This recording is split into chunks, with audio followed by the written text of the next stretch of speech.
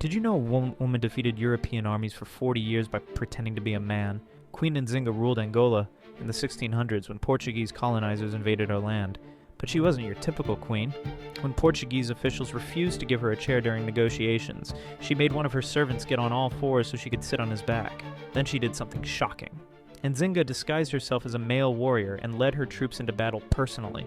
She formed secret alliances with the Dutch, playing European powers against each other.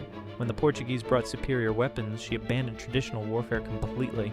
Instead, she used guerrilla tactics, striking fast and disappearing into the jungle. Her forces would attack supply lines, ambush patrols, and vanish before reinforcements arrived. For 4 decades, this brilliant strategist kept the mighty Portuguese Empire at bay. She turned her kingdom into an unconquerable fortress, using nothing but cunning and courage. One woman's refusal to surrender saved her people from colonization. Pure strategic genius disguised in warrior's clothing.